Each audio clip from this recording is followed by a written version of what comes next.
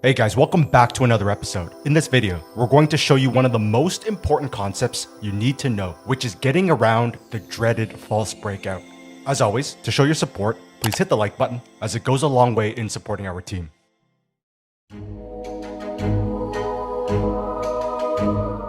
So what is a false breakout?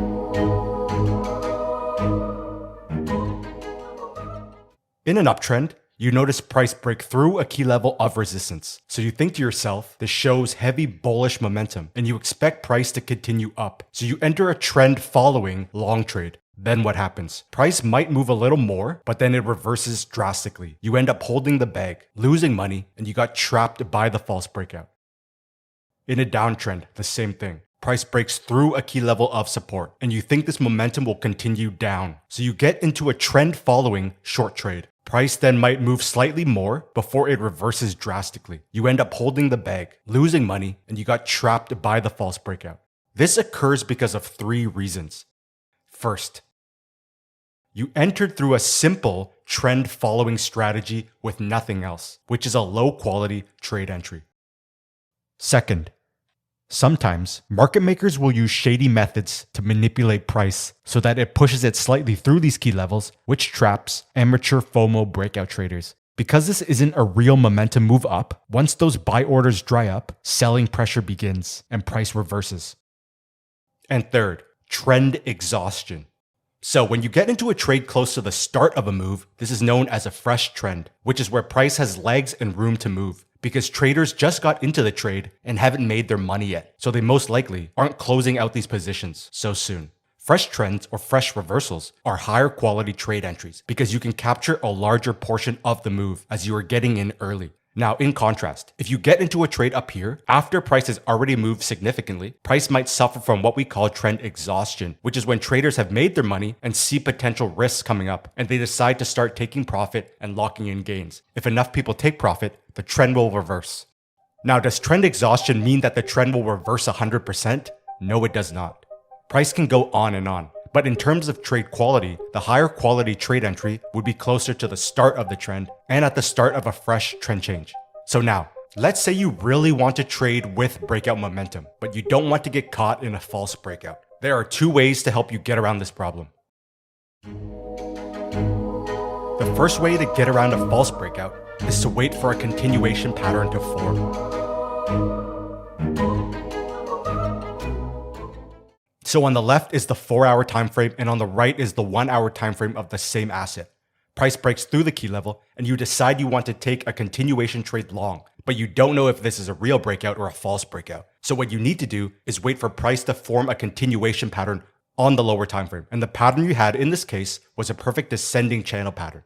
Then once price broke above the pattern and in the same direction of the larger breakout direction, this shows that continued bullish momentum has entered the market and that the consolidation is ended and that this is not a false breakout but a real breakout. This is then when you would look for a long trade entry point. Now, what happens if price breaks in the opposite direction after the pattern forms? This is the Robinhood stock. On the left is the Robinhood 4-hour time frame and on the right is the 30-minute time frame. You had your key level here before price broke through the key level. Now again, you need to wait for a consolidation pattern to form on a lower time frame, which you had through this channel pattern that forms. In order to take a long breakout entry, you would want price to break out above, but instead, price broke below, which signals a reversal and confirms that this is indeed a false breakout and not a true breakout. So no trade entry long. Now let's get into a better method of getting around false breakouts, which is waiting for what we call a shallow pullback to occur. You have your uptrend before price breaks through the key level. Now what you do is you wait for price to pull back immediately after it breaks and form a candle at the resistance turn to new support, which is what we call a shallow pullback entry. A traditional pullback moves a lot further up and wider out before it pulls back, but a shallow pullback occurs very close to where the breakout occurred. This shallow pullback entry setup allows for new buyers to enter the market and new long positions to be opened, which creates continued momentum for the uptrend and allows you to get around a false breakout. Let's show this again. Breakthrough, shallow pullback, long trade setup. Now in a downtrend, this works the same. breakthrough, shallow pullback, short trade setup. Again, breakthrough, shallow pullback, short trade setup. Now this same setup occurred on the Tesla stock as well. On the left is the Tesla daily time frame. You have your resistance zone here. Price then breaks through the key resistance level. Now to confirm that this is a real breakout and not a fake out, you wait for a shallow pullback like this. But to confirm the shallow pullback is over, use the 1 hour time frame on the right. When the shallow pullback reached the new support level, price gapped up, which presented a long trade opportunity and confirms that the breakout is real and not a fake out. So now, you can actually use false breakouts to your advantage and take reversal trade entries.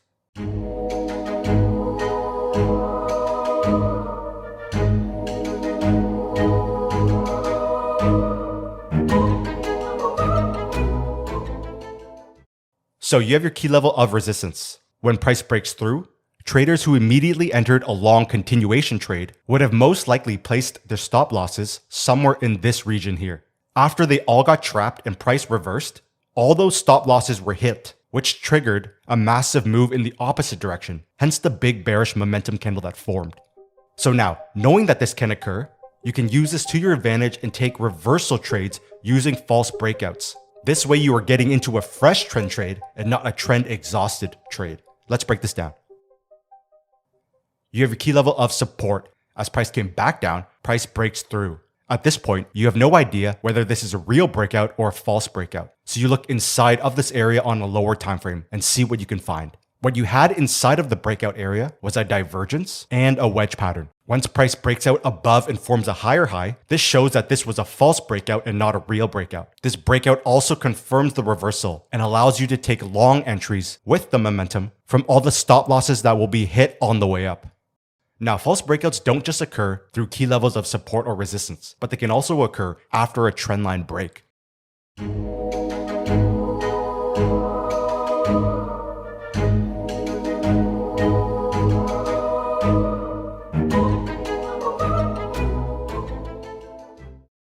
Now, trendline break entries are better than support and resistance break entries because trendline breaks often occur at the start of a trend change or close to the start of a fresh trend.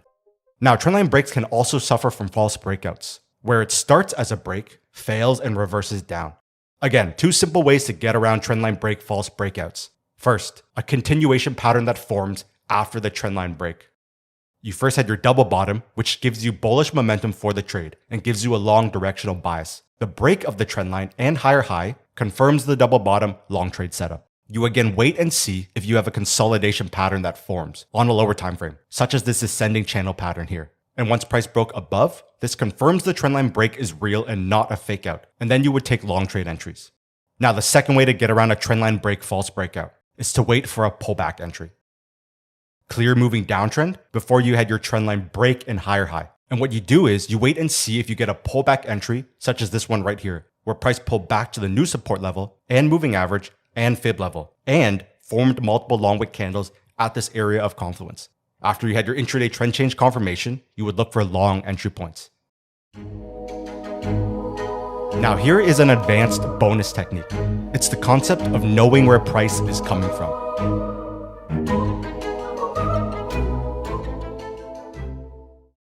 Let's say you notice this long wick candle at the key support level, and you think to yourself, this is a great long trade. But now, if you look to the left and look to where price is coming from, you would know that this isn't the best long trade setup. You had a clear recent short trade setup here through the long wick candle at key resistance, followed by a trendline break, which means there is current bearish momentum. So if you entered this long trade here, you are going against where true momentum is headed, and true momentum is bearish and downwards. What this means is there is a higher chance that this long wick candle will fail and price will push right through. Now, a very simple solution. Just pass on the trade setup and move on. That's it. There's hundreds of high quality trade setups a day. No need to risk it on these low quality trade setups. Let's show this again.